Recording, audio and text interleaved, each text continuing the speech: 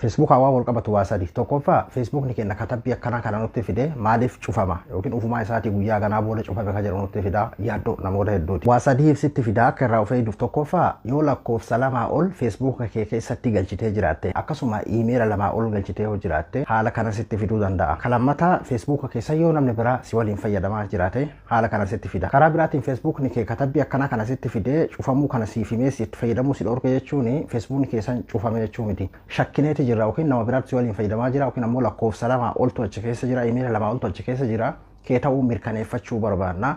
Mirkaneessi kan jiru qofa si gaafachuu isaaniiti waan ta'eef irratti gadi tuutee mirkaneessitaaf akka mirkaneessina ka jedhu amma dura viidiyoo hojjedheetiin jira. Akkasuma ammoo Facebook irratti lakkoofsi tokko Facebook tokko qofaa fi akka seera Facebookaatiitti email tokko Facebook tokko qofaa fi email biratti ammoo dabalataan lakkoofsa akka dabaltuudha yeroo hedduu sakuriitiidhaaf kan isaan sirraa barbaadan jechuudha. Garuu ammoo email akka keessaan qabne lakkoofsa qofaan Facebook fayyadamuun gonkuma sirrii miti. Emailaan fayyadamtee dabalataan sakuriitiidhaaf lakkoofsa itti galfachuu qabdaa jechuudha. Garuu ammoo lakkoofsa tokkoon Facebook tokko email tokkoon Facebook tokko qofa fayyadamuu qabna jechuun Facebook tokko ol fayyadamuu hin dandeenyu jechuu miti. Kallattii biraatiin karaa seera qabeessa ta'een kan isaan ittiin kaa'aniin Facebook 2 3 4 5 karaa itti fayyadamuu dandeessuun jira. San viidiyoo biraatiin walitti deebinaan obboleessa keessan abduudha akka warraa barattan abdiin qabaa qophii biraatiin walitti deebinutti nagaannaa tura.